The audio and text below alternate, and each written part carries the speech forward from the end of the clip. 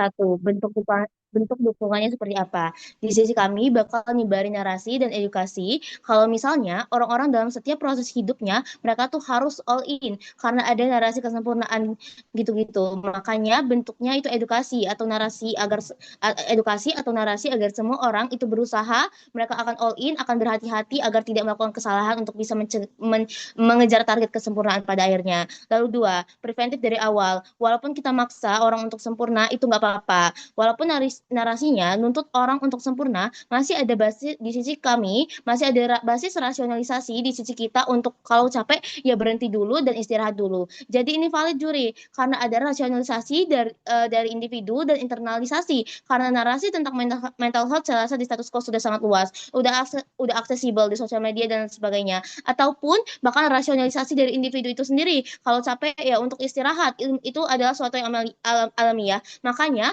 walaupun kami nuntut untuk sempurna, kami tidak membunuh individu karena masih ada matriks kayak rasionalisasi untuk orang-orang, untuk waktu mereka untuk istirahat. Tapi justru dengan narasi di sisi kami, ada hal yang harus mereka kejar. Orang-orang akan sadar, akan ada hal yang mereka kejar di sisi kami. Kami mau untuk agar orang-orang gak menunda-nunda sesuatu terlalu lama, mereka mengejar sesuatu, gak ngebiarin diri mereka untuk terlalu nunda-nunda atau istirahat terus-menerus. Tapi bukan berarti tidak ada istirahat di sisi kami juri. Lalu tiga, kita hidup di dunia yang seperti apa juri? Kita hidup di dunia yang judgmental, yang menekan dari segala sisi, dan ini sudah dari dasar, sudah dari lama, dan memang ini tidak bisa diubah. Makanya bahwa misalkan di pendidikan seharus sempurna, nilainya 100 dan sebagainya, ini adalah sistem dunia yang nggak bisa kita ubah. Makanya yang bisa kita lakukan adalah bagaimana beradaptasi dengan lingkungan dunia yang seperti ini pada akhirnya juri. Lalu kenapa eksklusif di sisi kami dengan mendukung narasi ini? Karena kita ngasih support karena bentuk narasinya bukan hanya mendorong atau menekan orang untuk sempurna, tapi berupa bagaimana pemberian semangat dan insentif positif untuk individu biar mereka semangat, buat mereka nggak menyerah di tengah jalan gitu aja, untuk mencapai hasil yang sesempurna mungkin, hasil yang sebaik mungkin. Karena itu goals bukan sekedar tekanan, tapi juga ada edukasi di dalamnya. Lalu kita masuk ke argumentasi juri. Satu, konteks dunia sekarang udah sangat judgmental dalam karir pendidikan. Kalau misalkan nggak sempurna bakal dihujat dalam konteks sekarang. Makanya dalam konteks yang nggak bisa diubah dan kita cuman bisa untuk beradaptasi, ini narasi ini adalah counter mechanism buat orang-orang kuat menghadapi bagaimana dunia sekarang. Biar dalam setiap ya prosesnya, kalaupun mereka lagi down, mereka nggak akan stuck terus-terusan, nggak akan down terus-terusan dalam kondisi stuck. Karena ada internalisasi dari narasi ini untuk sempurna. Makanya mereka mau untuk ya bangkit ketika down, maka untuk terus berjuang untuk meraih kesempurnaan, untuk ada tujuan yang mereka kejar, nggak stuck ketika gagal dan nggak melakukan apa-apa. Itu nggak akan terjadi karena ayo kita coba lagi, karena ada narasi ini kita harus sempurna, jadi ayo ya kita coba lagi. Preventif. Satu, kenapa di sisi kita nggak nuntut orang, nggak bakal buat orang sampai kena mental. Saya rasa ada rasionalisasi individu. Bentuk narasi ini ngasih dorongan untuk ngasih yang terbaik. Kita melimitasi waktu mereka untuk nggak terus-terus bersantai, tapi ya kita tetap kasih mereka waktu untuk break. Kita mau untuk mereka bangkit karena ada kesempurnaan yang harus dikejar. B, flip. Malahan di sisi oposisi mereka mental individu lebih harm karena di konteks dunia yang nggak bisa diubah, mereka dapat tekanan judgmental dari segala sisi ketika mereka gagal. Makanya orang-orang di sisi mereka ketika nggak ada narasi ini untuk sempurna, orang-orang bakal stuck, nggak akan progresif untuk bangkit lagi, akan berlarut-larut karena nggak ada narasi kesempurnaan, yang mana narasi kesempurnaan ini produknya apa? Oh ya, aku gagal, tapi aku harus bangkit lagi karena ada narasi kesempurnaan yang harus dikejar. Komparasi di sisi mereka, kalau gagal, oh ya, nggak akan ada internalisasi untuk evaluasi bangkit dari masa lalu karena nggak ada narasi paksaan untuk kesempurnaan mengevaluasi diri mereka pada akhirnya. Makanya deltanya adalah satu, di sisi mereka tuh nggak progresif juri, sedangkan di sisi kita progresif karena kita mau untuk orang yang masih ada kesempurnaan yang mereka kejar, jadi mereka nggak akan terlalu berlarut-larut pada akhirnya. Dua, dengan konteks dunia sekarang mereka akan semakin dihujat. Kalau di sisi mereka gagal, mereka nggak akan progresif dan sebagainya, justru mereka akan makin hancur pada akhirnya. C, telan pelurunya juri. Walaupun kita nuntut untuk orang-orang menjadi sempurna itu nggak apa-apa, karena seenggaknya kita ngasih individu yang bisa beradaptasi dengan konteks dunia yang sangat kapitalis ini dan menuntut berbagai bentuk kesempurnaan dari sosial. Makanya kita mengpreventif individu untuk mendapatkan hujatan, mempreventif individu untuk tidak mendapatkan hujatan yang lebih. Karena ketika Anda tidak sempurna, Anda akan dihujat di kedua sisi. Lalu at least setidak-setidaknya di sisi kita ngasih individu progresivitas. Bentuk orang-orang bakal sungguh-sungguh biar nilai 100, atau di perusahaan ngusahain kesempurnaan biar mereka bisa naik gaji, dapat jabatan dan lain sebagainya. Jadi di sisi kita walaupun ada tekanan untuk menjadi sempurna, outputnya tetap baik untuk individu itu sendiri pada akhirnya, juri. Lalu kita masuk ke argumen yang kedua. Konteks apa yang terjadi ketika individu gagal mencapai kesempurnaan di sisi kita. Kalau misalkan mereka bilang hujatan dan lain sebagainya, akan ada hujatan dan lain sebagainya, kalau gagal, saya rasa ini simetris. Mau gagal sekalipun bakal dapat tekanan dan hujatan di kondisi status quo yang sudah sangat judgmental ini. Di sisi karena lihat aja. Tapi kalaupun mereka bilang bahwa di sisi kita bakal ada bundir dan lain sebagainya, saya rasa justru karena kalau di sisi mereka bagaimana, sedangkan di sisi mereka bilang bakal tidak dan sebagainya. Karena kita nggak mau untuk orang nggak dapat tekanan untuk menjadi sempurna, nggak apa untuk menjadi sempurna. Tapi kita lihat bagaimana kalau kan di sisi mereka masih ada banyak orang yang bunuh diri dan sebagainya, karena terlalu berlarut dan kesedihan. Di sisi mereka juga simetris tentang rasa sedih. Walaupun nggak ada narasi ini, orang-orang juga akan sedih kalau mereka gagal. Tapi telan pelurunya, juri. Kalau mereka bilang kalau di sisi kami bakal semakin sedih karena narasi ini, justru karena bentuk eskalasi rasa sedih yang kuat dan besar, makanya jadi momentum terbesar orang untuk bangkit, gak diem aja di kamar, tapi mau mengevaluasi diri mereka, melihat kesalahan karena kesedihan semakin mendalam di sisi kita. Individu semakin mau bangkit karena ada kesempurnaan yang harus mereka kejar lagi. Lalu kalaupun mereka bilang tentang internalisasi orang-orang bakal bangkit, ada kok di sisi mereka, ada orang yang nggak bisa tapi saya rasa ada orang yang nggak bisa beradaptasi dengan dunia yang judgmental ini, langsung burn out karena emosi mereka yang misalkan lemah dan sebagainya. Tapi kalau di sisi kita menggait semua orang untuk ayo punya ambisi, ayo kejar kesempurnaan, karena ada mau dia punya emosi yang bagus mau tidak, kita menyentuh seluruh lapisan hal tersebut. Sedangkan di sisi mereka tidak seperti itu, juri. Lalu C, kalau misalkan eskalasi kesedihan dan mental breakdown emang segede itu di sisi kita, kenapa sebenarnya nggak se-ekstrim yang mereka bilang, juri? Satu, ada check and balance internal individu. Secara yang kami jelasin di awal, kita masih individu untuk validasi emosi mereka, dan ada mekanisme alamiah manusia untuk memvalidasi, untuk mengevaluasi segala bentuk sedih mereka. Jadi ada rasionalitas untuk nggak mudah mereka mau bunuh diri. Lalu dua, ada mekanisme check and balance dari teman dan keluarga. Kalau nggak punya keluarga, ya masih punya teman. Untuk seluruh alasan tersebut proposisi.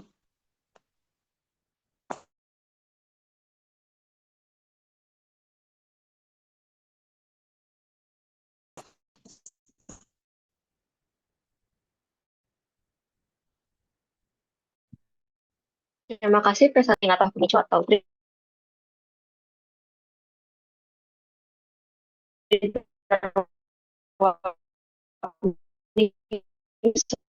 sebelum mulai tidak. Baik, izin setting timer dulu. Maaf.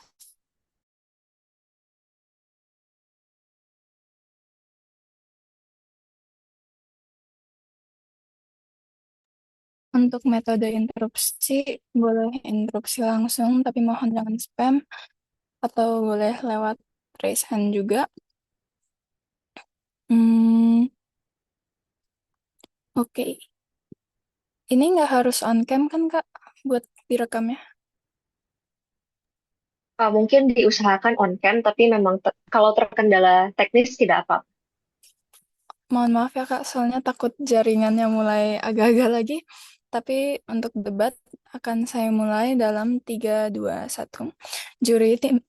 Juri tim pemerintah baru saja menawarkan dunia yang mengglorifikasikan presisi tanpa kesalahan dan kaku. Mereka mendukung rasa takut seolah-olah ketakutan adalah elemen yang lebih sehat. Kami di tim oposisi itu tidak menolak standar tinggi atau kualitas pada manusia, tapi kami menolak rasa takut di belakangnya. Di dunia kami, manusia bergerak itu karena aspirasi dan rasa ingin tahu, bukan karena takut dicap gagal doang. Kami akan membuktikan mengapa mosi ini justru akan merusak kemajuan peradaban yang tim pemerintah selalu banggakan. Namun juri, sebelumnya saya ingin meluruskan sesuatu. Tim pemerintah mengklaim mendukung rasa takut, tetapi kemudian berkata dan bilang kayak kalau capek ya istirahat, itu adalah miskarakteristik yang besar. Kenapa? Karena mari kita kembali ke realita. Rasa takut yang sejati itu tidak mengenal kata istirahat. Saat seseorang yang takut akan ketidaksempurnaan, otak mereka dipenuhi pikir-pikir yang berlarut. Mereka akan mengalami insomnia, overthinking, dan tidak bisa berhenti bekerja cuman gara-gara capek karena mereka takut gagal. Jika seseorang masih bisa merasionalisasi untuk beristirahat saat lelah, maka yang mereka alami itu sebenarnya sesungguhnya bukanlah rasa takut, melainkan sekedar standar kerja doang. Tim pemerintah gagal mendefinisikan emosi mereka sendiri dan mencoba membajak di dunia kami. Maka dari itu mari masuk ke argumen saya. Yang pertama, juri mari kita lihat di dunia tim pro akan bagaimana jika narasi ini tertanam saat masyarakat mendukung rasa takut akan ketidaksempurnaan. Mungkin mereka akan berpikir bahwa oh karena aku takut aku bakal lebih sadar. Namun ada dampak lainnya yang lebih buruk juri. Di dalam dunia tim pro, individu akan berhenti mengambil risiko yang tidak pasti. Kenapa ini buruk? Karena justru hal yang menggerakkan peradaban kita yaitu inovasi datang dari kesalahan. Bagaimana ini berbentuk? Ini terlihat dari proses trial and error, karena sebagian inovasi lahir dari kesalahan teknis atau ketidaksempurnaan pada tahap awal pembuatan. Maka apa yang terjadi jika rasa takut akan ketidaksempurnaan didukung? Maka itu akan menghasilkan orang-orang yang hanya ingin hasil yang udah pasti berhasil atau yang udah pasti nggak bakal salah. Atau dalam bahasa kasarnya mereka hanya akan mengulangkan pola-pola yang sama dengan tidak ada perkembangan. Mengapa? Karena mereka rasa mencoba hal baru akan menimbulkan peluang gagal, di mana mereka akan menolak dan akhirnya terjebak di siklus hidup yang tidak pernah berkembang. Manusia yang takut akan ketidaksempurnaan adalah manusia yang akan takut berkembang. Namun coba kita kaitkan di dunia modern, biasanya di industri kecepatan seringkali lebih berharga daripada kesempurnaan. Kita ambil contoh kayak perusahaan teknologi besar kayak Google. Itu tidak pernah meluncurkan sesuatu program atau aplikasi yang langsung sempurna di hari pertama, namun mereka meluncurkan versi-versi pertama awal salukan ketidaksempurnaan dari audiens-audiens yang agar bisa mendapatkan masukan dari pengguna dan memperbaikinya secara bertahap dan paling penting bertumbuh bukan gara-gara mereka tidak akan pernah meluncurkan produk apapun karena akan selalu ada detail yang selalu kurang. Maka dari situ dari manakah kami bisa mengharapkan perkembangan? Rasa takut ini membunuh produktivitas dunia produktivitas manusia. Dunia tim pro adalah dunia di mana inovasi itu bakal tertahan di pemikiran orang langsung. Namun di dunia kami atau tim kontra adalah di dunia di mana manusia akan menjadi lebih berani meluncurkan ide-ide yang baik tapi belum sempurna dan mereka akan coba memperbaiki lagi di tengah jalan. Ini jauh lebih efisien. Masuk ke argumen saya yang kedua, ketika masyarakat mendukung rasa takut akan ketidaksempurnaan, kita secara otomatis akan menolak segala sesuatu yang bersifat organik, unik, atau berbeda demi mengejar standar ideal yang seragam dan sangat artifisial. Jadi saya izin ambil contoh dari sosial media terhadap konsep yang sudah viral di TikTok yaitu wabi-sabi dari Jepang yang pada dasarnya bermakna menemukan keindahan dalam ketidakteraturan dunia. Jika kita mendukung rasa takut akan ketidaksempurnaan, kita akan menghilangkan kemampuan untuk melihat nilai dalam sebuah proses yang lebih sulit. Kita hanya akan menghargai hasil yang bagus doang namun kosong secara makna. Namun mari kita lihat contoh dalam dunia seni lagi ya. Mengapa kita membayar jauh lebih mahal untuk barang-barang yang handmade atau yang dibuat dari seniman yang langsung dibandingkan barang-barang yang dicetak dari pabrik. Walaupun barang cetakan mempunyai kemungkinan sempurna lebih besar, barang buatan tangan itu justru memiliki kesalahan-kesalahan kecil.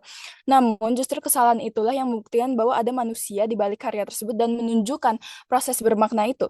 Juri di dunia pro rasa takut akan ketidaksempurnaan memaksa seniman untuk berperilaku seperti mesin pabrik. Mereka akan sangat ter terdasar pada teknik yang benar sehingga melupakan makna dan jiwa dari karya mereka tersendiri. Hasilnya apa? Dalam kehidupan sesungguhnya seni yang dinormalisasikan adalah seni yang merefleksikan standar, obsesi, dan presisi berlebihan yang seharusnya merefleksikan kejiwaan, kemauan, serta makna lain yang seharusnya bisa diinterpretasikan oleh masyarakat sekitar. Namun dalam rangka apa lagi yang akan berdampak jika masih ini terjadi? Contoh umum adalah media sosial. Media sosial hari ini adalah representasi dari rasa takut akan ketidaksempurnaan paling buruk dan paling umum. Contoh sekarang kita menggunakan filter untuk menghilangkan jerawat, mengedit tubuh agar lebih bagus, dan hanya membagikan momen-momen yang sempurna. Apa hasilnya? identitas global yang menyeluruh. Kita menjadi takut menunjukkan wajah asli kita atau badan asli kita. Kita menjadi takut jika hidup kita tidak terlihat seperti penyempurnaan feed Instagram orang lain. Dengan mendukung rasa takut ini, tim pro secara sadar mendukung bahwa budaya itu harus palsu. Namun tim kami atau di dunia kami ini mendukung untuk kejujuran. Masuk ke argumen saya yang ketiga tentang mentalitas anak atau remaja. Juri kita tidak hanya membahas dalam sektor seni atau media sosial, namun coba kami akan ke akar generasi selanjutnya, yaitu remaja dan anak-anak. Mari kita lihat status quo, anak-anak belajar melalui trial and error dulu. Jika kita asumsikan bahwa tim pro akan mengatakan bahwa dengan ketakutan kita bisa lebih berkembang untuk lebih berjalan, justru pertumbuhan itu datang ketika mereka dikasih ruang buat belajar yang nyaman. Lihat yang mana yang salah, yang mana yang enggak. Jika mau ini terjalan, maka akan ada beberapa hasil. Satu, anak merasa bahwa nilai dirinya mereka setara sama hasil kesempurnaan mereka. Dua, muncul ketakutan bahwasanya satu kesalahan kecil adalah bukti kegagalan permanen. Tiga, akibatnya mereka akan hanya memilih tantangan yang mereka tahu mereka bisa lakuin atau lewatin. Lalu, mengapa ini buruk? Karena begitu mereka masuk ke dunia nyata atau kayak universitas atau pekerjaan yang penuh ketidakpastian dan pastinya kerusuhan, mereka akan mengalami keruntuhan. Mengapa? Saat mereka mengalami kegagalan pertama mereka. Karena dari awal mereka sudah takut akan ketidaksempurnaan mereka. Karena selama hidupnya mereka cuma mengambil resiko kecil yang tidak berdampak. Kenapa ini bahaya? Ini seringkali menimbulkan burnout atau stres seperti yang tadi P1 bilang. Stres yang menghasilkan banyak anak muda depresi, anxiety, hingga merasa bahwa seluruh hidupnya gagal. Cuman karena doktrin bahwa kesempurnaan adalah standar dan ketakutan kepada standar itu harus dan wajib. Bahkan jika tim pro berargumen bahwa dengan ketakutan itu akan menghasilkan anak-anak dengan nilai tinggi serta prestasi akademik yang bagus. Namun sesungguhnya apa gunanya anak mempunyai nilai tinggi, prestasi besar jika mindset dan keberanian anak itu sudah hancur. Lalu tim pro mengakui bahwa manusia mungkin saja tidak mampu mencapai kesempurnaan. Lalu apa dampaknya itu jika kita memaksakan rasa takut pada sesuatu? Maka menjadi tim kontra. Terima kasih pembicara satu tim oposisi. Melanjutkan kasus tim pemerintah, saya panggil pembicara dua tim pemerintah.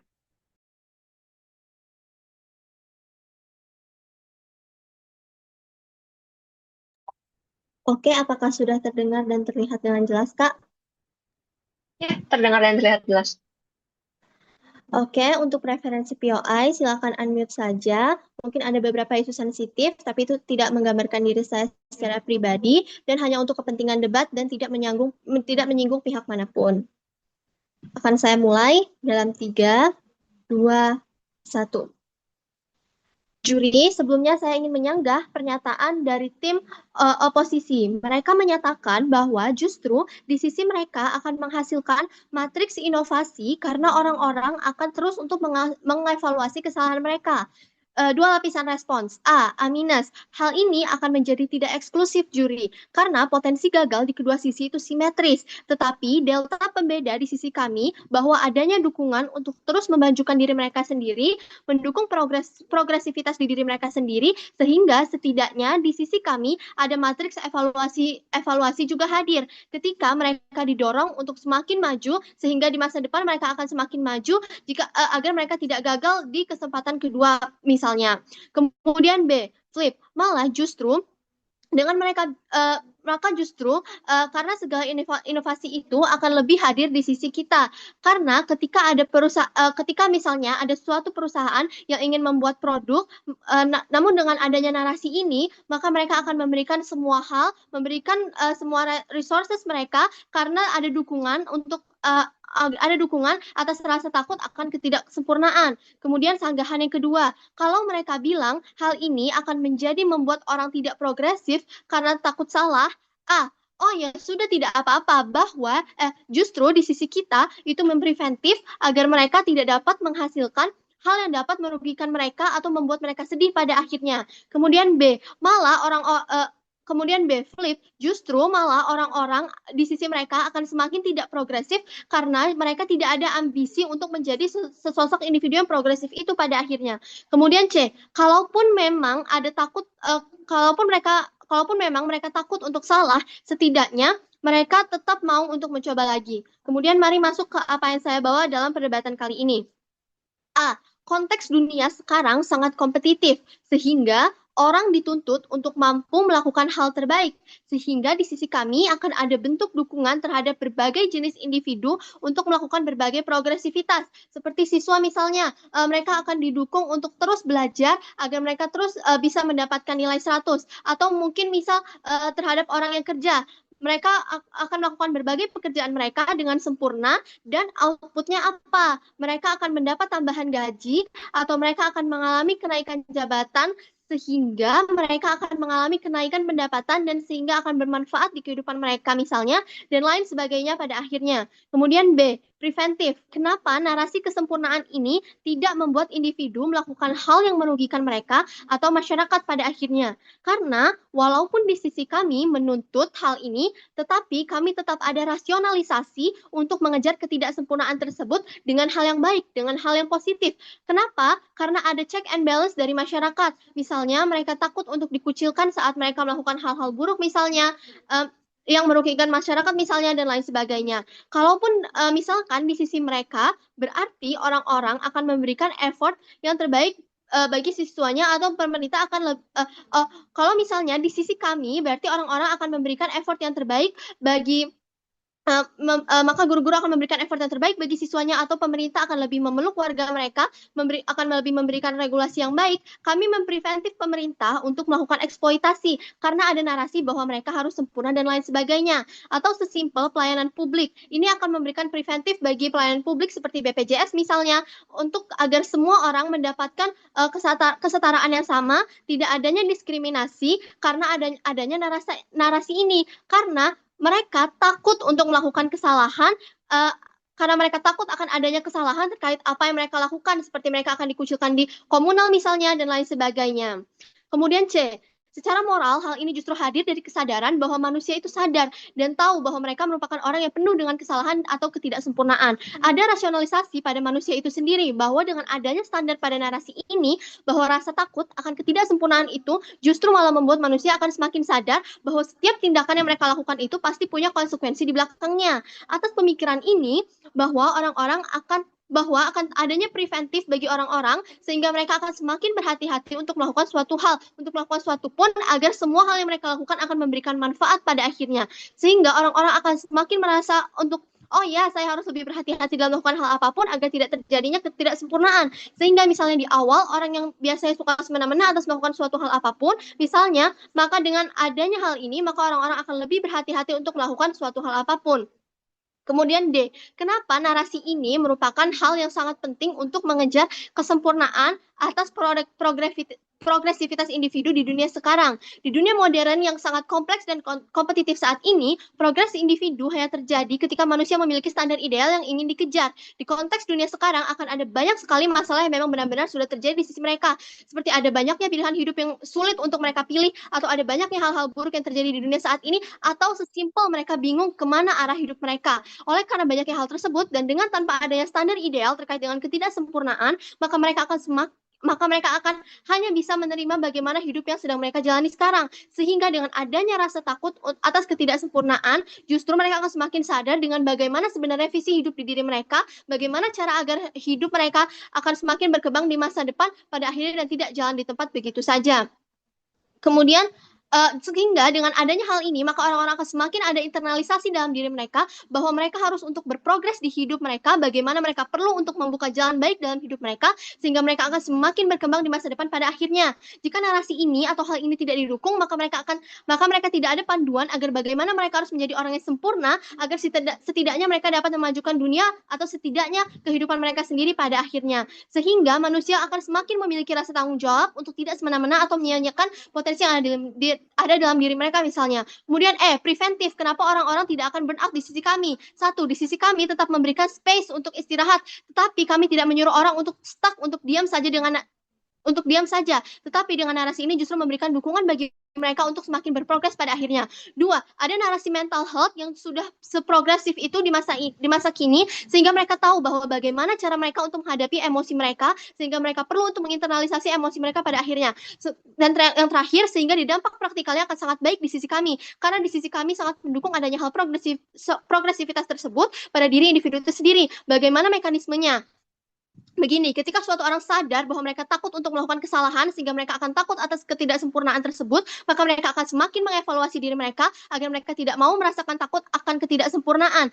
Mereka akan mau untuk berprogres dan tidak mau untuk gagal, sehingga mereka akan semakin belajar lebih banyak atau meningkatkan potensi yang ada dalam diri mereka sendiri karena mereka tahu bahwa mereka takut akan ketidaksempurnaan tersebut, sehingga mereka akan semakin untuk mengembangkan berbagai potensi yang ada dalam diri mereka sendiri. Untuk itu pro. Terima kasih pembicara dua tim pemerintah. Meneruskan kasus oposisi, saya panggil pembicara dua tim oposisi.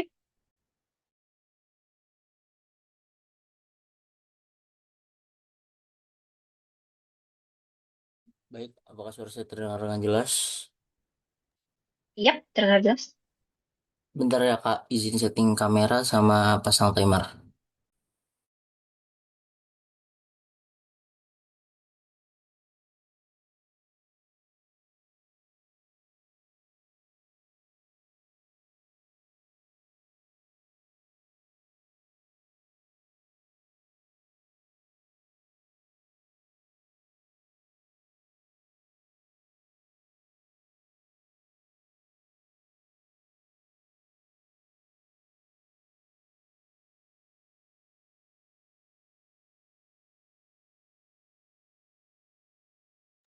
Baik, apakah video saya juga sudah jelas? Yap, terlihat jelas. Baik, pidato akan saya mulai dalam 3, 2, 1. Juri, yang tim pro lupa bahwa dalam status quo sekarang dan mengapa dunia kami urgen adalah karena kami mengalami krisis di mana kesehatan mental semakin menurun. Jika kita terus mendukung rasa takut akan ketidaksempurnaan, kita sedang menciptakan masyarakat yang rapuh secara sistemik. Saat krisis besar datang, kayak pandemi, manusia yang terbiasa dalam ketakutan akan kesempurnaan akan langsung lumpuh karena mereka tidak terbiasa menghadapi situasi yang tidak sempurna. Kita butuh manusia yang kritis dan juga manusia yang berani. Selanjutnya, argumen tim pro yang mengatakan bahwa individu akan didukung sampai mencapai nilai 100% atau mencapai kesempurnaan sebenarnya tidak menyelesaikan masalah utama dalam mosi ini. Pertama, dukungan sosial tidak menghilangkan sumber masalahnya, yaitu rasa takut akan ketidaksempurnaan. Walaupun siswa didukung, jika standar yang digunakan tetap harus sempurna, maka akan tetap ada tekanan. Kedua, dukungan tidak menjamin hasil yang sama untuk semua orang. Dalam kenyataannya, tidak semua individu bisa mencapai standar sempurna, sehingga justru bisa muncul rasa frustasi, tidak cukup baik, dan ketimpangan dalam menilai keberhasilan. Yang ketiga, dalam banyak kasus, tekanan untuk mencapai kesempurnaan, meskipun disertai dengan dukungan, tetap bisa mendorong perilaku tidak sehat seperti belajar berlebihan, burnout, atau fokus hanya pada hasil, bukan proses. Jadi masalah utamanya bukan pada ada atau tidaknya dukungan, tetapi pada fondasi sistem yang tetap berbasis ketakutan dan standar yang tidak realistis. Karena itu, argumen tim pro tidak cukup untuk membenarkan mosi ini. Rasa takut akan ketidaksempurnaan itu benar-benar dibutuhkan dan tidak bisa dianggap urgent dalam konteks pengembangan individu maupun sistem. Pertama, ketakutan bukan satu-satunya cara untuk mendorong kualitas. Orang bisa belajar, berkembang, dan memperbaiki diri lewat motivasi yang lebih sehat, seperti rasa ingin tahu, tanggung jawab, atau keinginan untuk berkembang. Bahkan, dalam banyak kasus, motivasi positif ini jauh lebih stabil dibandingkan dengan ketakutan. Kedua, ketakutan cenderung menghasilkan efek samping yang tidak diinginkan. Alih-alih meningkatkan kualitas, rasa takut sering membuat orang menunda pekerjaan, menghindari tantangan, atau terlalu takut mencoba hal baru. Artinya, ia tidak efektif secara konsisten. Yang ketiga adalah dari sisi urgensi. Tidak ada kondisi mendesak yang mengharuskan kita untuk menggunakan ketakutan sebagai alat utama. Untuk mencapai hasil yang baik, kita sudah punya banyak mekanisme lain yang lebih sehat dan lebih terbukti berhasil. Jadi tidak ada kebutuhan darurat yang membuat rasa takut ini harus didukung atau dipertahankan. Terakhir, jika kita melihat dampaknya secara jangka panjang, ketakutan justru bisa merusak keberanian untuk bereksperimen dan berkembang. Padahal, kemajuan justru lahir dari proses mencoba dan gagal, bukan dari rasa takut terhadap kegagalan itu sendiri. Jadi, karena tidak satu-satunya cara, tidak konsisten hasilnya, dan tidak mendesak secara kebutuhan, maka rasa takut akan ketidaksempurnaan tidak bisa dianggap sesuatu yang dibutuhkan atau sesuatu yang urgent. Sebelumnya, tim pro mengakui bahwa manusia mungkin saja tidak mampu mencapai kesempurnaan. Lalu apa dampaknya jika memaksakan rasa takut pada sesuatu yang memang di luar kapasitas manusia? Itu namanya penyiksaan juri, memaksakan rasa takut akan ketidaksempurnaan kepada manusia yang memang pada dasarnya tidak sempurna. Dewan juri, saya ingin menegaskan kembali kesalahan mendasar dari tim pro. Mereka menganggap rasa takut akan ketidaksempurnaan sebagai sesuatu yang produktif. Padahal, dalam realitasnya, rasa takut ini justru bersifat menghambat dan juga bukan mendorong. Dalam mosi ini, tim pro memikul beban besar untuk membuktikan bahwa rasa takut ini secara konsisten menghasilkan dampak positif, dampak tersebut lebih besar daripada kerugiannya, dan juga tidak ada alternatif yang lebih sehat selain rasa takut ini. Kami dari tim kontra menetapkan framing yang lebih realistis. Yang diperdebatkan bukan apakah standar tinggi itu baik, tetapi apakah rasa takut terhadap ketidaksempurnaan adalah mekanisme yang layak didukung. Dan disinilah masalahnya. Tim pro terus mencampur adukan standar tinggi dengan ketakutan yang melumpuhkan. Selanjutnya, kita akan masuk ke dalam argumen saya yang pertama, yaitu rasa takut akan ketidaksempurnaan melumpuhkan tindakan, bukan meningkatkan kualitas. Dewan juri, ketika seseorang terlalu takut untuk tidak sempurna, mereka cenderung pertama, sering menunda pekerjaan, kedua, orang yang merasa tidak sempurna justru tidak berani mencoba hal baru, ketiga, bahkan orang yang merasa tidak sempurna sekalipun memilih untuk tidak bertindak sama sekali. Alih-alih menghasilkan kualitas tinggi, yang terjadi justru tidak ada output sama sekali. Dalam dunia nyata, kemajuan datang dari proses mencoba, gagal, lalu memperbaiki, bukan dari awal menunggu kesempurnaan sejak awal. Masuk ke dalam argumen saya yang kedua. Rasa takut ini merusak kesehatan mental. Ketakutan terhadap ketidaksempurnaan berkaitan erat dengan kecemasan berlebihan, burnout, dan rendahnya rasa percaya diri. Jika kita mendukung rasa takut ini, kita secara tidak langsung melegitimasi tekanan psikologis yang tidak sehat. Masyarakat akan menjadi lebih takut gagal daripada berani berkembang. Jika tim pro membangun argumen dengan berkata, takut atas ketidaksempurnaan sehingga menjadi lebih hati-hati dan hasilnya menjadi lebih baik. Namun, kami ingin menunjukkan bahwa hubungan ini tidak sesederhana itu. Pertama, tidak semua kehati-hatian lahir dari rasa takut. Banyak orang bersikap hati-hati karena profesionalisme, tanggung jawab, atau keinginan untuk berkembang, bukan karena takut salah. Artinya, kehati-hatian bisa tetap ada tanpa harus bergantung pada rasa takut. Kedua, tidak semua rasa takut menghasilkan kehati-hatian yang produktif. Dalam banyak situasi, rasa takut justru membuat seseorang ragu mengambil keputusan, terlalu banyak berpikir, atau bahkan sama sekali atau tidak bertindak sama sekali. Yang ketiga adalah, dan ini yang paling penting, banyak rasa takut justru berujung pada inaction. Alih-alih menjadi lebih baik, individu malah menunda pekerjaan, menghindari tantangan, atau tidak berani mencoba hal baru. Dari sini terlihat bahwa hubungan yang ditawarkan tim pro bersifat tidak konsisten dan tidak universal. Dalam sebagian kecil kasus, mungkin benar, tetapi dalam banyak kasus lain justru tidak berlaku, bahkan berdampak sebaliknya. Oleh karena itu, menjadikan rasa takut sebagai dasar untuk mendorong perilaku atau sebagai sesuatu yang didukung adalah pendekatan yang tidak cukup kuat secara logika, karena mekanismenya sendiri tidak dapat diandalkan secara umum. Masalah paling fundamental yang tidak pernah dijawab oleh tim pro adalah apa sih sebenarnya yang dimaksud dengan kata sempurna? Karena tanpa definisi yang jelas, mereka meminta kita untuk mendukung rasa takut terhadap sesuatu yang tidak memiliki batas yang pasti, tidak memiliki indikator yang objektif, dan tidak pernah benar-benar bisa dikatakan tercapai. Perlu kita ketahui bahwa standar sempurna itu berbeda-beda bagi setiap orang. Misalnya, dosen A mempunyai ekspektasi berbeda terhadap dosen B. Kemudian, atasan yang satu berbeda pendapat dengan atasan yang lain. Bahkan, seringkali dalam diri kita sendiri, standar kita hari ini bisa berbeda dengan standar kita esok hari. Artinya, seseorang bisa sudah dikatakan cukup baik menurut satu pihak, tapi tetap dianggap tidak sempurna oleh pihak lain. Ini membuktikan bahwa rasa takut ini berdiri di atas standar yang tidak stabil, sehingga mekanismenya juga tidak stabil. Tim pro harus membuktikan bahwa rasa takut adalah motivator terbaik. Rasa takut lebih baik daripada motivasi berbasis rasa ingin tahu atau disiplin. Namun, mereka tidak pernah membandingkan dengan alternatif, menjelaskan kenapa kita harus memilih ketakutan bukan dorongan yang positif. Dalam dunia kontra, kami sudah menunjukkan bahwa lingkungan tanpa rasa takut justru meningkatkan eksplorasi, memperbesar inovasi, dan menciptakan keberanian untuk mencoba dalam segala hal apapun. Artinya, bahkan dalam skenario terbaik pro, dunia kontra tetap lebih unggul. Dewan juri, mari kita dorong lebih jauh dunia yang dibangun oleh tim pro. Mereka ingin menormalisasi rasa takut atas ketidaksempurnaan. Konsekuensinya bukan sekedar orang jadi lebih hati-hati, tetapi terciptanya ekosistem yang anti resiko dan anti eksperimen. Takut tidak sempurna sama saja tidak ada percobaan baru, dan perlu kita ingat inovasi selalu lahir dari yang namanya kesalahan, itu sudah pasti. Kemudian keberanian mengambil resiko dan juga kemungkinan gagal dalam inovasi tersebut. Namun dalam dunia yang didorong oleh rasa takut, kegagalan bukan dianggap proses, tapi ancaman. Akibatnya individu akan memilih opsi yang paling aman atau yang biasa kita sebutnya dengan main aman. Artinya rasa takut ini membuat orang-orang Waktu. menghindari dan mereka jadi tidak berani mencoba hal yang baru. Oleh karena itu saya bangga menjadi tim kontra. Terima kasih. Terima kasih pembicara dua oposisi. Sedikit pengingat, waktu untuk pidato adalah 7 menit maksimal 20 detik. Setelah itu, juri tidak akan mencatat apapun dari pidato tersebut. Untuk menutup substansi kasus tim pemerintah, saya panggil pembicara tiga pemerintah. Apakah terdengar, Kak? Ya, terdengar dan terlihat jelas. Oke.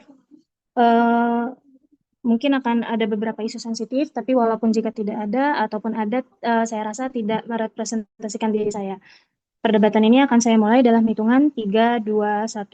Juri, sebelum masuk ke perbandingan, saya akan menjelaskan beberapa sanggahan terhadap tim oposisi. 1.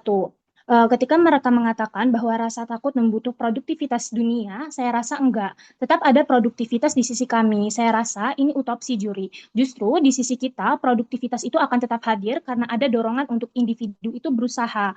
Oke, lanjut ke sanggahan yang kedua. Mereka bilang di sisi kami akan ada penolakan untuk segala sesuatu yang berbeda karena butuh keseragaman untuk mengejar standarisasi dunia yang ada. Tapi gini juri, satu, mereka harus jelasin kenapa likelihood itu ada di sisi mereka. Terus B, kalaupun ada standarisasi, ya tapi standarisasi itu bentuknya di sisi kami positif juri, seperti dukungan, motivasi, atau penyemangat.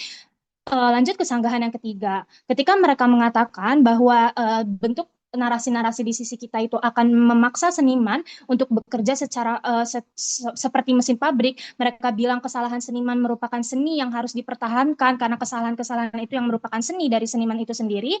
Kasus mereka nggak charitable jury. Karena kalau bawa-bawa konteks seniman, dari awal konteksnya itu udah sangat subjektif. Karena seniman itu nggak ada yang jelek atau bagus juri. Karena bentuk seni karya itu ya memang fluktuatif bagi setiap individu itu juri. Individu tersebut yang bisa menilai apakah hasil dari seni mereka itu bagus atau tidak. Jadi konteksnya itu sudah subjektif sedari awal. Masuk ke sanggahan yang selanjutnya. Mereka bilang di sisi kita bentuk insecurity akan semakin besar tentang bagaimana mereka pakai filter karena jerawatan atau lain sebagainya. Kami sadar juri akan ada rasa tuntutan untuk orang-orang itu untuk sempurna, insecure dan lain sebagainya di kedua sisi mungkin akan tetap ada. Tapi gini juri, bentuk narasi-narasi di sisi kita justru akan memeluk dan melindungi mereka pada akhirnya. Kenapa? Ketika ada narasi tersebut, orang-orang akan berusaha jaga pola makan, punya intensif untuk berolahraga, karena mereka nggak mau terus-menerus dijudge untuk tenggelam dalam kondisi negatif tersebut juri. Komparasi di sisi mereka, individu tersebut akan semakin insecure pada akhirnya karena dapat judge dari orang-orang. Tapi kenapa? Selanjutnya, apa yang akan membuat individu tersebut keluar dari permasalahan tersebut di sisi mereka? Mereka tidak menjelaskan. Lantas ketika narasi tersebut tidak ada di sisi mereka, apa yang akan mengubah individu tersebut pada akhirnya? Malah di sisi mereka, ketika nggak ada narasi untuk sempurna, maka akan ada internalisasi di sisi mereka kalau ya udah gak apa-apa loh aku gendut, gak apa-apa loh aku jerawatan, karena nggak ada narasi-narasi yang memaksa mereka untuk sempurna, sehingga harmnya akan merugikan individu tersebut juri. Karena saya rasa bentuk kesedihan yang terlalu lama justru tidak akan menghasilkan progresivitas di sisi mereka, karena mereka tidak akan memiliki kesadaran untuk keluar dari rasa nyaman mereka juri. Oke, lanjut ke sanggahan selanjutnya. Mereka bilang di sisi kita orang-orang nggak akan progresif karena takut coba hal baru. Tapi gini juri, di sisi kita akan tetap ada progresivitas itu. Karena sekali lagi konteks di sini dunia itu sudah sangat kapitalis juri. Akan ada tekanan untuk mereka mau gak mau untuk sempurna. Jadi ya pada akhirnya mereka nggak akan takut untuk salah. Ada keberanian bagi mereka untuk mengejar jabatan, usaha lebih untuk dapat nilai bagus dan lain sebagainya, sehingga benefit yang mereka dapatkan pada akhirnya itu justru lebih besar. Malah kenapa? Kalaupun ada rasa takut untuk ngelakuin kesalahan, kita mempreventif individu untuk menghadapi kegagalan juri. Karena di awal ada rasa takut untuk salah. Jadi setidaknya di sisi kami, individu tersebut akan berusaha karena ada tekanan tersebut. Tapi selanjutnya juri, rasa takut untuk membuat kesalahan malah akan mengkonsiderasi segala hal dan keputusan untuk melakukan segala sesuatu. Makanya mereka nggak akan rugi kolaps sebelum memulai usaha, karena sedari awal sudah ada penimbangan-penimbangan yang mereka buat karena mereka takut untuk melakukan kesalahan. Mari masuk ke sanggahan yang selanjutnya. Mari masuk ke beberapa penimbangan antara kedua sisi juri. Saya rasa yang menjadi penimbangan utama di sini adalah kenapa narasi kesempurnaan itu harus ada di dunia sekarang juri. Mari kita analisis. Sedari awal tim kami telah mengkontekstualisasi bahwa bentuk narasi-narasi tersebut berbentuk dukungan, motivasi, penyemangat untuk mereka kembali bangkit ketika mereka terpuruk. Oleh sebab itu, tidak akan ada bentuk tekanan di sisi kami. Kami berhasil menjelaskan kepada Anda bahwa narasi-narasi tersebutlah yang membantu individu tersebut pada akhirnya untuk kembali bangkit dalam bentuk dalam bentuk apa juri? Dalam bentuk limitasi waktu mereka untuk merasa terpuruk. Di sisi mereka tidak ada limitasi atau waktu yang membatasi mereka harus sampai kapan mereka terpuruk. Apakah individu tersebut akan merasa terpuruk selama hidupnya dan justru tidak akan menjadi apa-apa. Di sisi kami tidak akan menghentikan individu tersebut untuk tidak memiliki waktu istirahat, juri. Tetap ada basis rasionalisasi kalau capek istirahat, tapi ya akan ada limitasi untuk mereka bangkit kembali. Masuk ke penimbangan, sebenarnya sisi mana yang pada akhirnya akan membawakan dampak yang lebih baik, juri. Kami telah menjelaskan kepada Anda bahwa ya dunia yang sekarang akan sangat kejam kepada mereka, juri, ketika mereka tidak sukses. Narasi inilah yang pada akhirnya membantu individu itu lebih siap untuk menghadapi realita kehidupan yang sudah jahat sedari dulu. Dorongan untuk jadi sempurna itu nggak apa-apa, juri, di sisi kita. Makanya yang bisa kita lakukan karena yang bisa kita lakukan adalah dengan individu itu berusaha untuk keluar dari zona nyaman tersebut. Dengan mendukung narasi ini, kita memberi support karena narasi tersebut bukan cuma tentang mengopres orang-orang untuk sempurna, tapi narasinya itu berupa bentuk memberi semangat, gak boleh nyerah untuk mereka mengusahakan yang terbaik. Mereka nggak akan terlena pada akhirnya, juri. Kenapa itu sangat penting untuk orang-orang mengejar kesempurnaan di dunia yang sekarang? Karena gini, juri, nggak akan ada isu mentalitas. Bentuk dukungannya juga berupa dukungan yang positif. Bentuknya edukasi di media sosial dan lain sebagainya.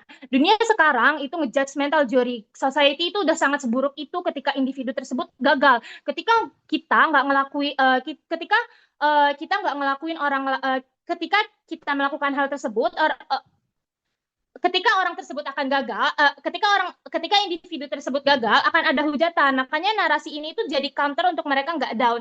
Ketika ada narasi ini, maka akan ada bentuk dukungan yang seenggaknya nggak ngebuat mereka down. Berbeda di sisi mereka yang ketika tidak ada narasi tersebut, maka individu tersebut akan down terus-menerus pada akhirnya. Dalam konteks dunia yang nggak bisa kita ubah, itu jadi strategi yang paling efektif untuk mereka nggak down. Mereka bisa kuat dan berusaha untuk sukses. Mereka mau bangun dan lain-lain. Bandingkan di sisi mereka, juri.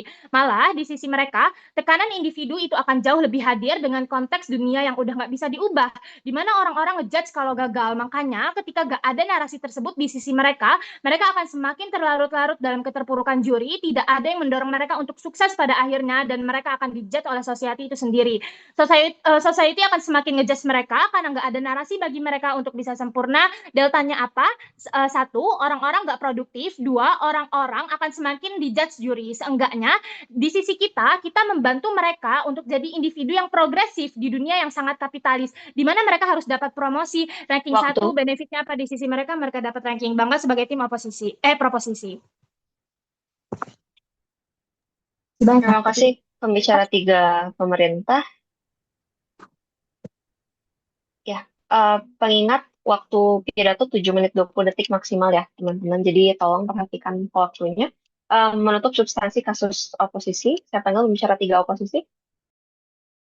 Halo, apakah suara saya terdengar secara jelas? Ya, terdengar jelas. Oke, sebentar ya. Apakah kamera aku terlihat jelas? Aman-aman, terlihat jelas. Oke. Sebelum saya mulai, untuk prevensi interupsi, langsung unmute saja, langsung ngomong. Saya akan bahas beberapa topik sensitif, namun ini hanya untuk kepentingan debat. Ini tidak merefleksikan cara berpikir personal saya. Oke, sebentar.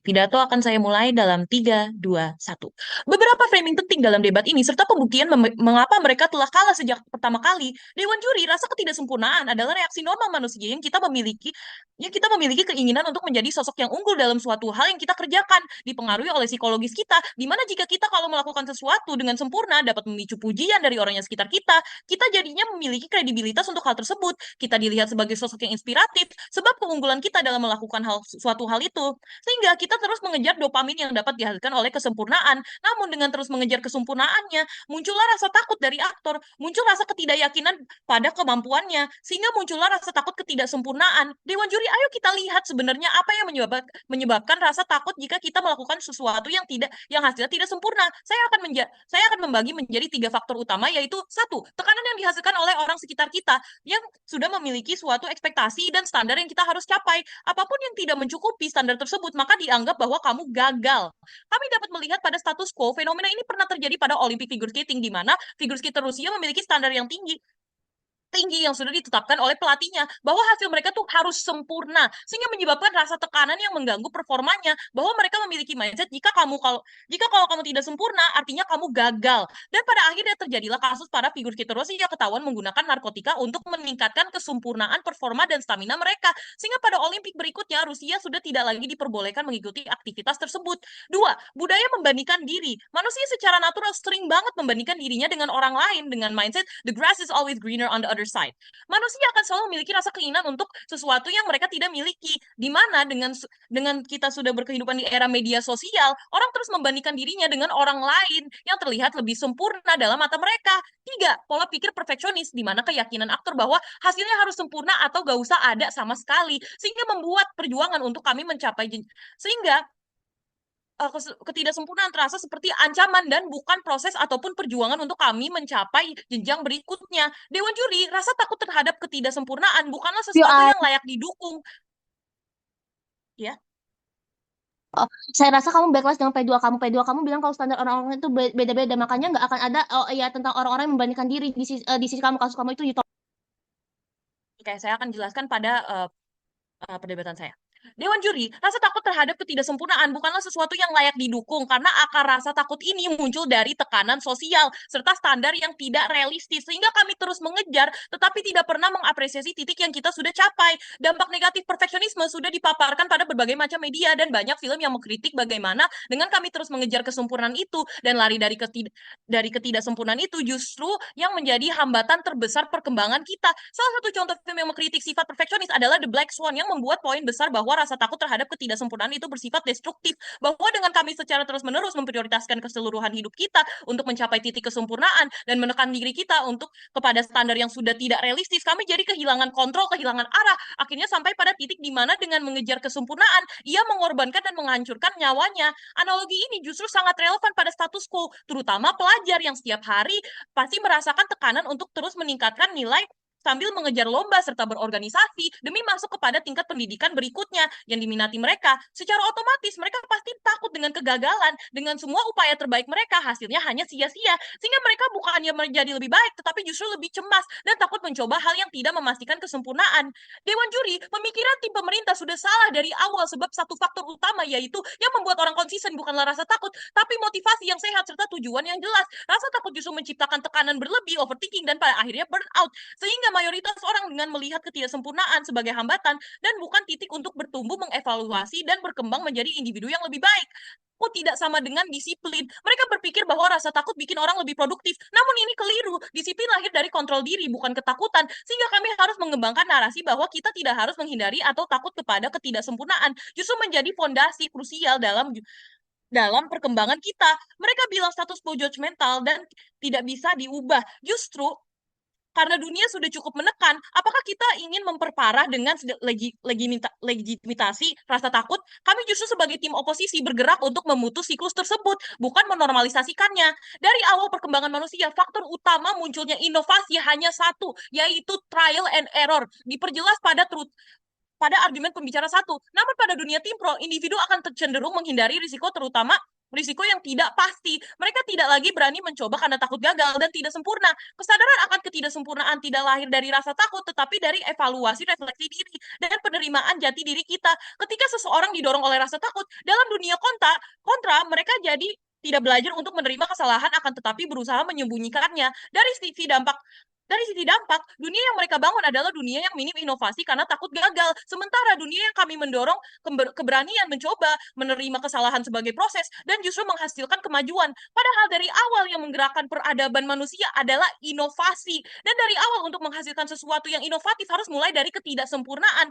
Ketika rasa takut dilegitimasi, ketidaksempurnaan bukanlah dilihat sebagai bagian dari suatu proses atau bagian dari belajar, namun sebagai kegagalan di mana mereka harus menghindari hal tersebut. Sehingga juri ini tidak menciptakan manusia yang berkembang, namun menghasilkan 3 dampak utama yaitu manusia menjadi stagnan dan manusia yang hanya mau bermain aman dan manusia yang takut melangkah kepada sesuatu yang tidak pasti dan tidak ingin mengambil resiko. Saya akan menyampaikan beberapa sanggahan mengapa kami menolak cara berpikir tim pro. Dewan juri dalam dunia tim pemerintah, mereka hanya melihat produktivitas yang berjangka pendek, sedangkan kami melihat manusia secara utuh. Kami sebagai tim oposisi melihat dampak jangka panjang tersebut. Gak mungkin rasa takut akan terus mendorong seseorang tanpa dua faktor penting, yaitu orang itu menghancurkan keberaniannya dan serta menghancurkan kesehatan mental mereka. Dalam argumen ini, tim pemerintah dalam dunia mereka memiliki pemikiran yang terlalu ideal tanpa mekanisme yang jelas. Tim pro gagal membuktikan bahwa rasa takut akan ketidaksempurnaan secara konsisten menghasilkan tindakan. Dalam banyak kasus yang terjadi justru sebaliknya, orang menghindar, tidak mencoba, dan tidak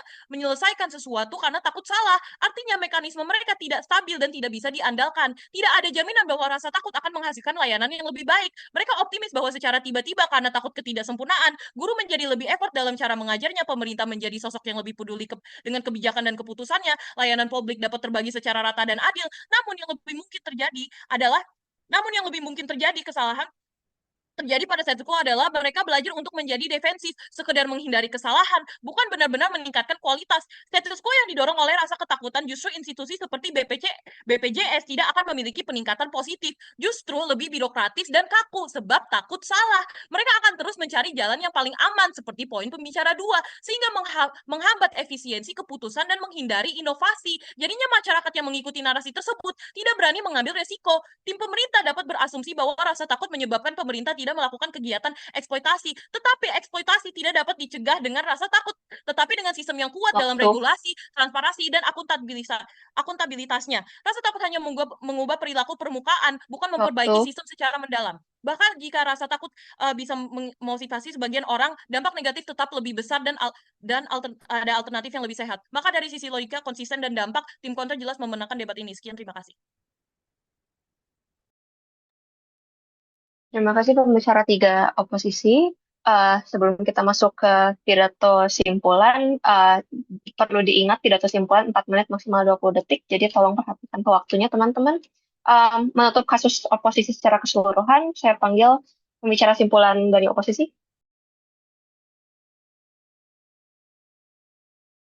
Baik, apakah suara saya terdengar? Ya, terdengar. Izin setting timer dulu. Sebelumnya mohon maaf jika pidato yang akan saya sampaikan atau sebelumnya sudah sampaikan ada isu-isu sensitif. Saya lupa memberi trigger warning di awal. Namun reply akan saya mulai dalam 3, 2, 1. Juri, pada akhirnya perdebatan hari ini bukan tentang siapa yang ingin lebih sukses, tapi tentang siapa dan menggunakan apa, elemen apa yang kita gunakan untuk mencapai kesuksesan tersebut. Mari kita lihat 2 titik clash utama yang terjadi dalam perdebatan ini. Tim pemerintah berargumen bahwa rasa takut adalah solusi preventif dan edukasi agar manusia lebih berhati-hati. Mereka seolah-olah menganggap manusia adalah mesin yang hanya akan bergerak jika diberi tekanan atau ancaman kegagalan. Namun kami telah membuktikan bahwa motivasi berbasis ketakutan adalah motivasi yang tidak bisa bertahan lagi. Ketakutan cuma menciptakan kepatuhan jangka pendek, namun menghancurkan kreativitas manusia dalam rangka jangka panjang. Di dunia kami, manusia tetap mengejar ambisi bukan karena mereka takut jatuh, tapi mereka punya aspirasi dan keberanian untuk melakukannya.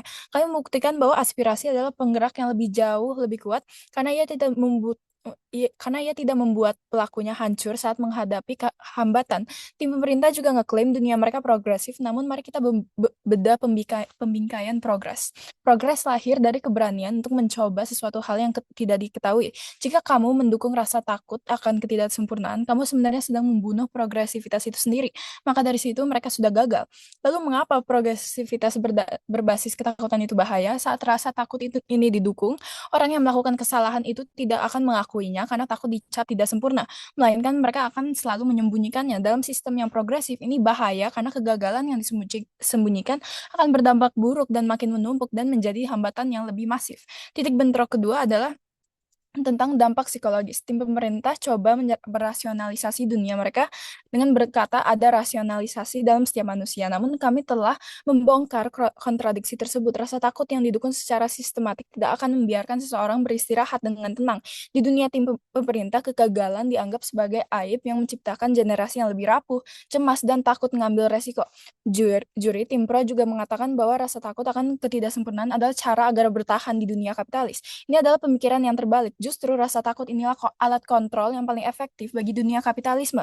Disinilah mereka keliru. Kapitalis ingin kamu merasa kamu ingin kamu merasa takut nggak sempurna sehingga kamu terus bekerja sampai melampaui batas agar mencapai kesempurnaan itu, dan juga tidak berani protes dan juga tidak berani mengambil istirahat karena takut digantikan. Dengan mendukung rasa takut ini, tim pemerintah sebenarnya sedang mewajarkan realita di mana manusia itu dipaksa menjadi mesin yang tanpa ruang nyaman demi profit perusahaan doang. Bahkan jika di dunia ini memang kejam secara ekonomi, solusi untuk menghadapinya bukanlah untuk menanamkan ketakutan pada diri kita sendiri.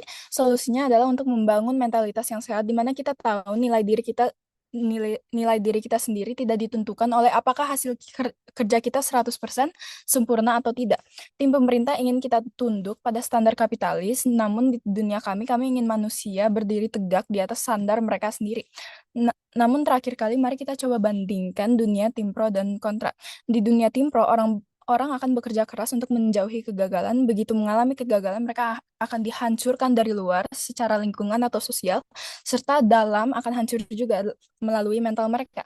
Namun di dunia kami, orang bekerja keras untuk tujuan yang mereka ingin dan memakai rasa aspirasi dan rasa ingin tahu mereka.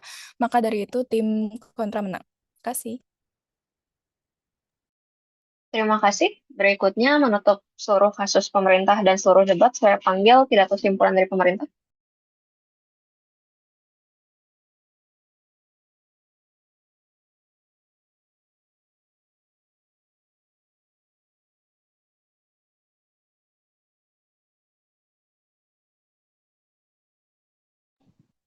Apakah audible dan visible, Kak?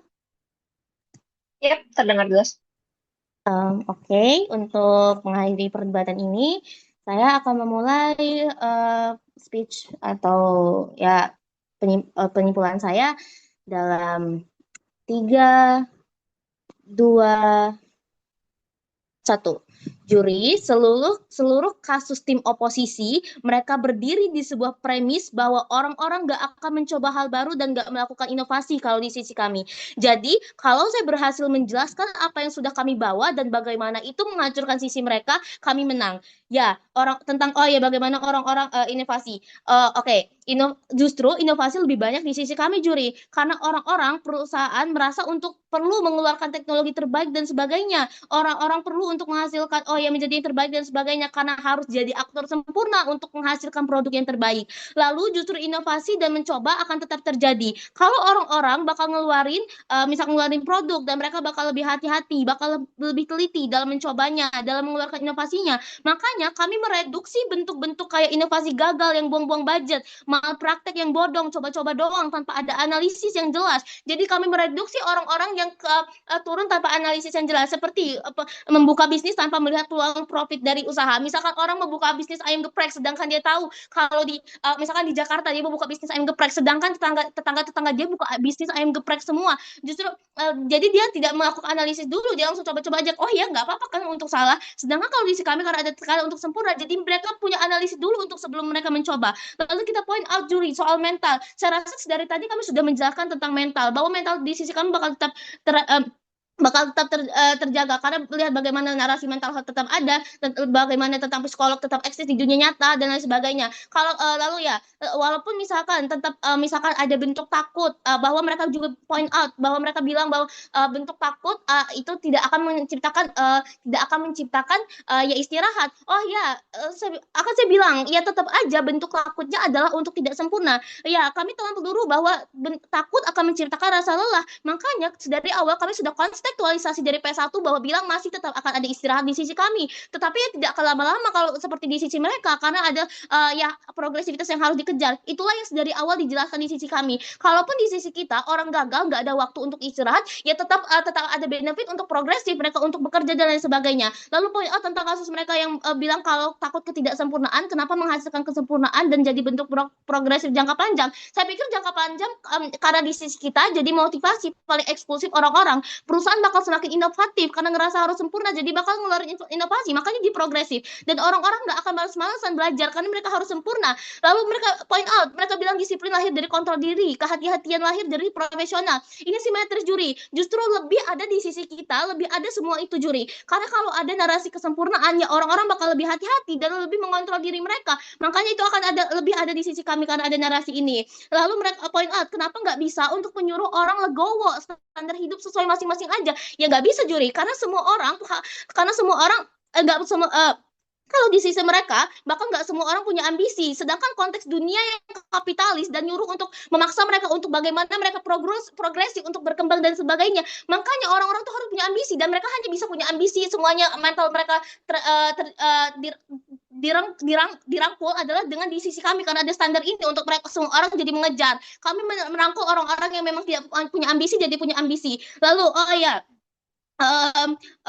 justru makin nggak lalu mereka bilang bahwa point out bahwa mereka bilang tentang standar kesempurnaan yang berbeda-beda juri justru makin nggak apa-apa juri di sisi kami kalau mereka anggap standar kesempurnaan itu berbeda-beda karena artinya harumnya nggak akan seharum itu kami nuntut orang sempurna ya standarnya nggak setinggi ya memang tinggi tapi jadi kalau menurut saya 90 itu perfect sempurna ya udah sisi kamu 100 itu perfect oh ya udah jadi nggak akan seharming itu tapi kami tetap ngasih insentif untuk berusaha sekuat-kuatnya untuk sempurna untuk orang nggak dapat nilai KKM tapi kalau nggak 100 nggak apa-apa karena kan sempurnanya berbeda-beda juri dan mentalitas bakal tetap hadir kalau ada dasar minta hal dan sebagainya lalu kita bermain di kasus terburuk pun ketika individu gagal mencapai ketidaksempurnaannya akan tetap hadir di dunia di kedua sisi tapi dengan konteks dunia yang sudah sejahat saat itu kami tetap melindungi mereka karena mereka masih tetap bisa untuk mengikuti progresivitas oke oleh seluruh alasan tersebut Pro. Terima kasih pencara simpulan tim pemerintah. Pidato tersebut mengakhiri sesi debat kali ini. Terima kasih teman-teman karena ini ronde tertutup. Boleh langsung mungkin kembali ke main room menunggu untuk closing ceremony. Boleh juga silahkan bersalaman secara daring. Terima kasih banyak untuk debatnya. Untuk juri sepertinya kita akan deliberasi di sini ya karena tidak ada ruangan tambahan. Jadi mungkin boleh dimatikan rekamannya dan untuk